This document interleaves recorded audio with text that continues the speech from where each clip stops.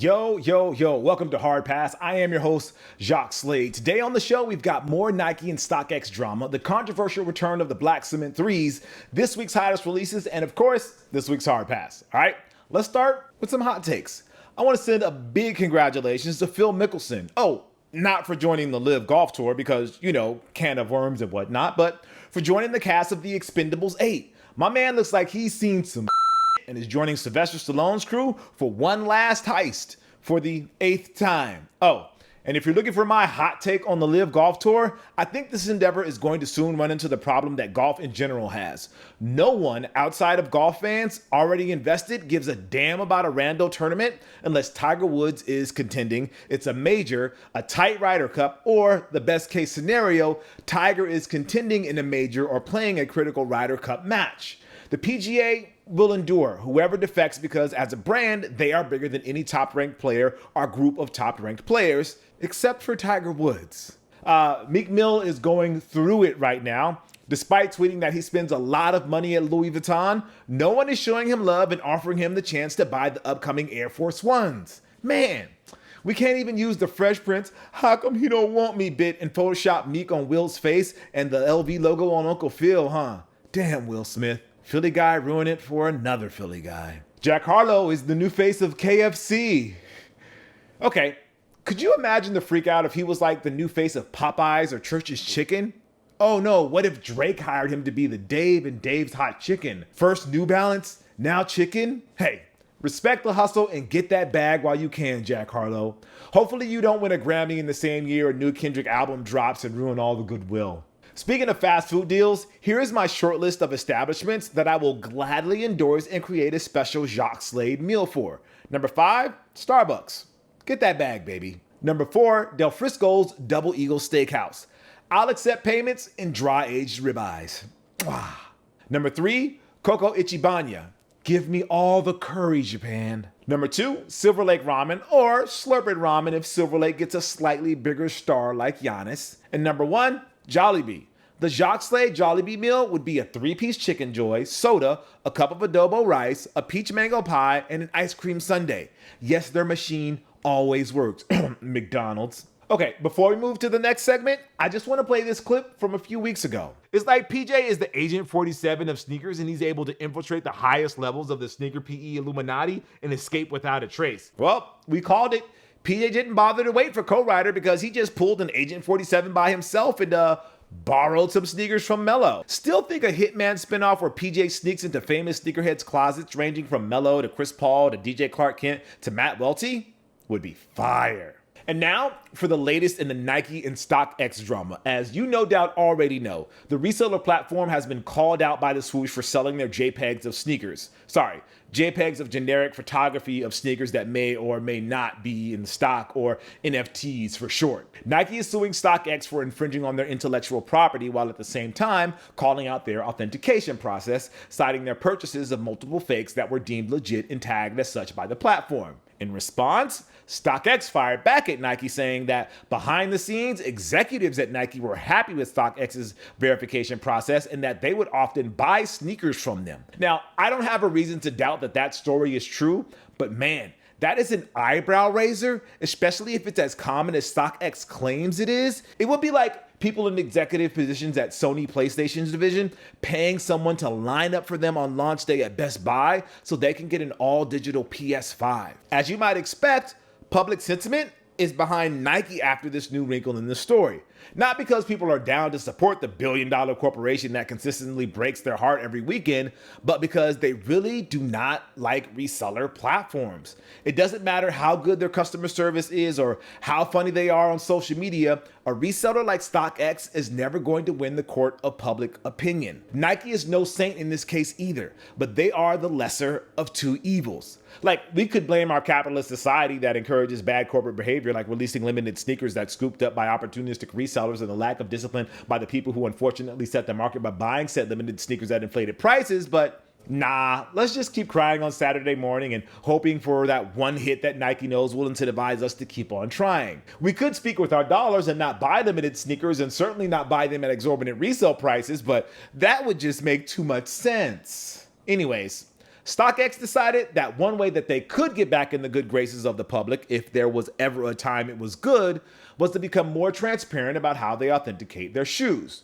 You know, like that commercial with Wale that they ran before every sneaker video on YouTube for at least 2 years. And boy, was that a mistake. What's up guys, my name is Justin and I'm a sneaker authenticator here at StockX. Nylon sock liner, family embroidered. So your outsole is your typical Jordan 1 outsole. So your smell isn't gonna be your typical Jordan 1 smell. So these shoes have passed authentication. You know, sometimes it's better if you don't show your ass. Like, you know that clip went through multiple levels of approval before it was posted on social media. How did that even get past the first chain of command? Surely there was someone there who said, yeah, this makes us look like that one meme where that guy just lets everybody through a security check. Maybe we shouldn't post this. But nope, it went live, and as you might expect, the comment section was not pretty. If StockX thought they were dunking on Nike with that video, they must not have anybody on staff who are very online people. On the other side, you just know somebody at Nike photoshopped the got him message with the screen cap of that video and passed it along to John Donahue and Phil Knight. The best owns are the ones you didn't even have to work for. So what is the end game for all of this? I still don't know. Like, I wouldn't be surprised if Nike and StockX came to an agreement where everybody shuts up and this case is never mentioned again. At the same time, it also wouldn't shock me if StockX became the official reseller platform of the Sneakers app and they adapt a GameStop model offering new and used sneakers at resale prices as soon as the original stock sells out. In other words, nobody wins. We all lose. Shout out to Justin, the poor soul who had to be in that StockX video. I hope they gave him like at least 5 Panda Dunk NFTs for his troubles. All right, it's time for the heat check, where we bring you everything that's dropping this week. We have the Air Jordan 12 Golf Low Driftwood on the 15th for $220, the Air Jordan 4 Infrared for $200. We have the MB-01 Low UFO on the 16th for $120, the Cardi B Reebok Classic Leather V2 on the 17th for $110, the Nike LeBron 19 Valentine's Day on the 18th for $200. And if you're wondering, yes, this is supposed to be a Valentine's Day sneaker, dropping 4 months after actual Valentine's Day. And then our Yeezy of the week is the Adidas Yeezy Boost 700 High Res Red on the 17th for $240. A lot of energy for this one, I have to admit. It makes me want to actually talk about these sneakers seriously, and nope, gotta do the gimmick. According to Wikipedia, high-resolution audio is a term for audio files with greater than 44.1 kilohertz sample rates or higher than 16-bit audio depth. It commonly refers to 96 or 192 kilohertz sample rates. However, there also exists 44.1 kilohertz, 24-bit, 48 kilohertz, 24-bit, and 88.2 kilohertz 24-bit recordings that are labeled HD audio. Because you see, the Yeezys have loud colors, and that's probably why it's called high-res red or not. Who cares? The gimmick continues, baby. All right, then for our pick of the week is the Air Jordan 36 Taco J on the 17th for $195. Hey, Jordan Brand listened. They finally listened. A few weeks ago, we talked about the lack of Air Jordan 36's release this year, in particular, the amazing player exclusives that their roster was receiving. I wasn't saying that every single PE needed to drop because, well, I don't know what the market would be for a Boba T36, even though co-writer swears if they did it as a 10-ren collab, it would sell out in seconds. Regardless, I'm glad to see that this Taco J colorway in reference to Jason Tatum's love of tacos post-game will actually drop. That being said, man, remember when LeBron tried to make Taco Tuesday his thing and we've kind of just forgotten about it? You win some, you get a Fortnite collab, I guess. Anyway, now for a heat check on the women's exclusive Air Jordan 3 dropping later this year that has sparked some discussion in sneaker Twitter.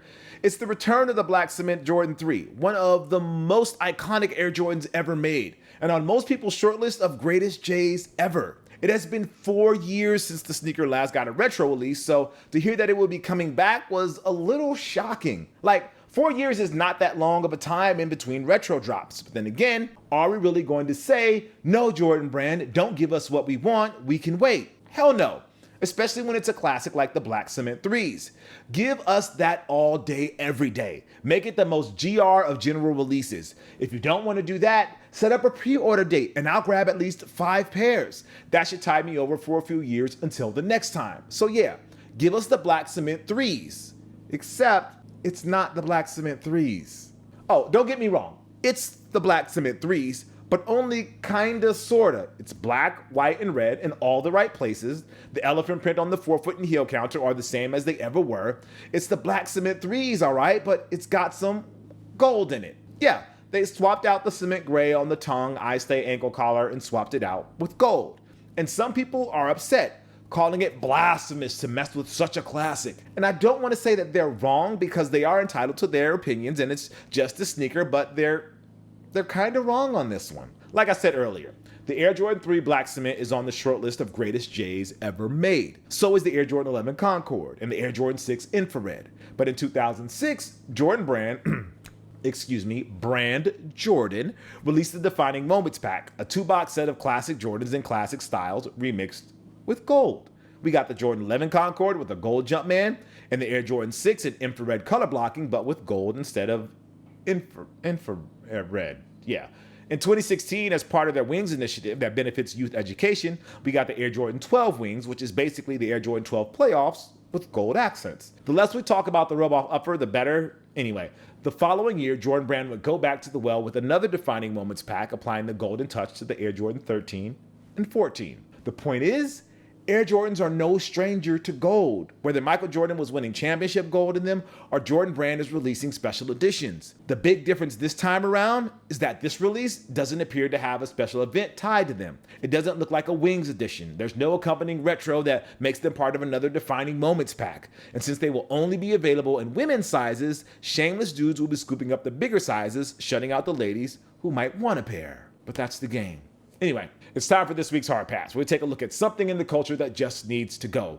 Like the first preteen who tries to give me the condescending face in Street Fighter 6 online. If you don't know, the upcoming 2023 fighter will have goofy little touches like actual emphasizing the street part of Street Fighter and letting us make game faces on versus screens like this. That second Ryu face? Oh, I hate that face. It's the, look at this bum-ass noob thinking he can step to me with his janky internet and basic fit. I bet you he plays on Wi-Fi face. And this is why I'm not playing this game online. But let's get to business. This week's actual Hard Pass goes to my man, the legendary West Coast Joe. He had a, let's say, less than stellar 2021 that saw him get a Bloomberg Businessweek feature that was really an expose on his process for flipping sneakers. The lack of self-awareness on Joe's part was so bad and produced enough bad optics that it forced his mother, a Nike vice president and GM, to retire. But after letting the heat die down a little bit, Joe is back in the building. And by building, I mean as part of a Facebook group reselling 402 pairs of the Bred Air Jordan 1 Mid and GS sizes. Sorry, the, quote, popular, unquote, Bred Air Jordan 1 Mid. That's what it said in the Nice Kicks IG post, and who am I to go against the grain? Anyways, we can already see how this comeback story is going to play out. If you check out the comments on that Facebook group, people have not forgotten about Joe's antics. He'll take the jokes candidly, admitting that he messed up his and his mom's bag. If he's on social media or a subscriber to this channel, he's probably happy that neither Nice Kicks or the Hard Pass crew has forgotten about him. We're actually part of the problem because by dunking on him, we're only giving him more attention. And while there are obviously thousands of people who will continue to crack jokes and never actually buy anything from him, he's building up a new customer base that doesn't give a shit. They don't care about the controversy. They just know that the son of a former Nike executive has developed a system of acquiring authentic Nike sneakers. It's the closest they will ever get to having a plug at Nike. I can even hear the conversations in my head because I've heard it countless times at events and parties. Oh, check out my man over here in those off-whites. I took an L on sneakers that day. How'd you get them, big dog?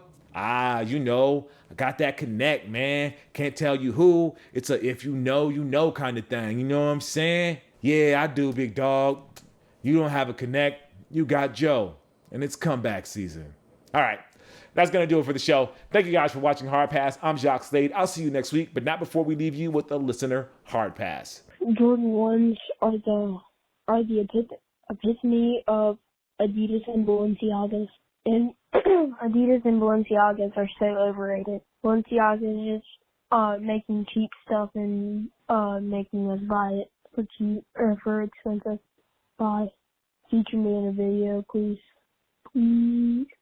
If you'd like to possibly be featured in a future episode, call us at 818-493-9325. Leave a short message, your social media if you want, no more than 30 seconds, All right, I'll see you next week. Peace.